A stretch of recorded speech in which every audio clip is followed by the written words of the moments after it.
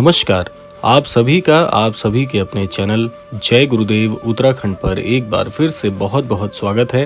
कामना करते हैं कि आप और आपके परिजन सभी स्वस्थ होंगे। इसी कामना के साथ आइए बढ़ते हैं आज के इस दिव्य क्रमांक की ओर। कभी आपने सोचा है कि आपका बेटा जो हर काम में आगे था, अचानक पीछे क्यों रहने लगा है? क्या आप जानते हैं उसके नाम पर रचे गए 4 ऐसे भयानक षड्यंत्र जिनका मकसद सिर्फ एक है, उसे हर रास्ते में गिराना। बाबा कहते हैं, जहां विश्वास का दीपक बुझा, वहां षड्यंत्र का अंधेरा घर कर जाता है। आज इसी अंधेरे को उजागर करने आज ये क्रमांक आप तक पहुंचा है। इसीलिए इस क्रमांक के साथ अंत तक बने रहिएगा, क्योंकि जो आप जानना चाह रहे हैं वो आपको झकझोर कर रख देगा। इसीलिए इस क्रमांक को पूरा अवश्य सुनिएगा ताकि संपूर्ण जानकारी आप तक पहुंच सके। तो आइए बढ़ते हैं आज के इस दिव्य क्रमांक की ओर। आज के इस क्रमांक के षड्यंत्रों को हम 4 विभिन्न भागों में बांटते हैं और क्रमबद्ध तरीके से प्रारंभ करते हैं। पहला षड्यंत्र जो कि आपके अपने पुत्र के लिए किसी ने बहुत ही घनिष्ठता से रचा है। आपके बेटे की तरक्की कुछ लोगों को इतनी चुभने लगी है कि उन्होंने नजर और इच्छा की आग को हथियार बना लिया है। असल में उनके मन में एक जलन है कि आपका पुत्र बाकी लोगों से इतना आगे कैसे है। बाबा कहते हैं, जो बाहर से मुस्कुराए वो भीतर से विष भी उगल सकता है। नजर दोष कोई मजाक नहीं, ये एक ऊर्जा है जो सफलता के प्रवाह को रोक देती है। आपका बेटा हर बार मंजिल के पास पहुंचकर क्यों रुक जाता है? क्यों परीक्षा में मेहनत करने के बावजूद पीछे रह जाता है? क्यों किसी कंपनी में नौकरी लगते रखते रह जाती है? इन सब का जवाब है नजर का पहला षड्यंत्र। देखिए, ये बात पूरी तरह से सुनिश्चित है कि आपके बेटे को बहुत जल्दी नजर लगने का जो दोष है वो सबसे ज्यादा प्रभावी है, जो उसके जीवन में होने वाली तरक्की को रोक रहा है।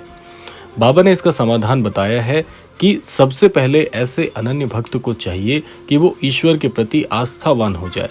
बहुत ज्यादा ऐसा पाया गया है, जो लोग ईश्वर में कम आस्था रखते हैं उनके साथ ऐसी चीजों का होना परस्पर देखा जाता है।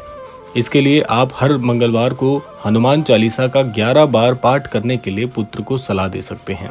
बेटे के नाम से एक दीपक जलाकर बाबा के सामने रखें। इससे उसके जीवन में चल रही नकारात्मक ऊर्जाएं समाप्त हो जाएंगी और धीरे धीरे उसका आध्यात्म की ओर रुझान भी बढ़ने लगेगा। अब बात करते हैं दूसरे षड्यंत्र की। दूसरा षड्यंत्र उतना ही खतरनाक है, जिसका नाम है छिपी हुई निंदा। बेटे की मेहनत को लोग मजाक बनाकर उड़ा देते हैं। कहते हैं, अरे वो तो यूं ही किस्मत वाला था, क्या रखा है उसमें, इतना भी बड़ा नहीं बन गया, और ना जाने कैसे कैसे वाक्य उसके लिए कहे जाते हैं। और ये सब उस समय कहा जाता है जब आप सुन नहीं रहे होते, यानी आपकी पीठ के पीछे। बाबा जी ने कहा है, कभी किसी को नीचा मत दिखाओ, क्योंकि तुम्हारी बातों का बोझ उसकी आत्मा पर लगता है। आपका बेटा थकने लगा है क्योंकि उस पर शब्दों के बाण बरस रहे हैं। ये निंदा धीमा जहर है जो आत्मविश्वास को अंदर से खोखला कर देता है। इसके लिए महाराज जी द्वारा बताए कुछ समाधान है। सबसे पहला है कि ऐसे अनन्य भक्त को प्रभु श्री राम जी के नाम में रुचि लेनी चाहिए। नाम जाप का सहारा लेना ऐसे अनन्य भक्त के लिए बहुत ही लाभकारी होगा, जो नजर दोष या किसी भी प्रकार की नकारात्मक ऊर्जा से परेशान चल रहा है। तो शनिवार को शनि मंदिर में सरसों के तेल का दीपक अर्पित करें। अपने बेटे की तारीफ उसके सामने करें, उसका आत्मबल इससे जागेगा। तो ये 3 छोटे छोटे से उपाय हैं जो कि बहुत ही अद्भुत हैं। इससे आपको बहुत लाभ देखने को मिलेगा। तीसरा षड्यंत्र यह है कि उसके ऊपर किसी प्रकार के दुरुपयोग किए जा रहे हैं, जो कि उसके लिए बिल्कुल भी अच्छे नहीं है। कुछ लोग इस हद तक नीचे गिर जाते हैं जो कि आपसी रंजिश या किसी जलन के चलते ऐसे कामों को अंजाम दे देते हैं जो कि जिनके अंजाम वो तक नहीं जानते। इसीलिए आपके बेटे को लगातार बुरे सपने आते हैं, डर लगता है, घबराहट रहती है। तो जान लीजिए ये साधारण नहीं है, कोई न कोई व्यक्ति इस बुरे कर्म के पीछे छिपा हुआ है। बाबा कहते हैं, राम का नाम वो अग्नि है जिसमें सभी काले कर्म अपने आप भस्म हो जाते हैं। तो इसके बचाव और उपाय जान लेते हैं। इसके लिए आप एक काम कर सकते हैं कि आपके नजदीकी श्री हनुमान मंदिर में मंगलवार को जाकर श्री हनुमान जी को आप लड्डुओं का भोग लगाएं और माला अर्पित करें। इससे बहुत लाभ आपको देखने को मिलेगा। दूसरा है, मंगलवार और शनिवार को बजरंग बाण का पाठ करें।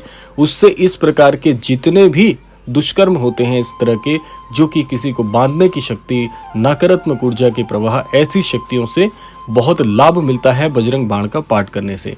और घर में गूगल और लोबान का धूप दें सुबह और शाम। इससे आपके घर की सारी नकारात्मक ऊर्जा स्वतः ही बाहर चली जाती है। अब जानते हैं चौथा षड्यंत्र।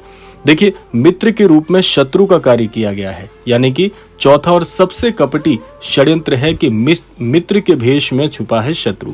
आपका बेटा जिसे अपना सबसे अच्छा दोस्त मानता है, वही उसका सबसे बड़ा विरोधी है अंतर्मन से।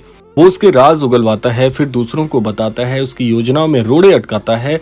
बाबा जी कहते हैं, कभी कभी दुश्मन खंजर नहीं सलाह के रूप में आता है।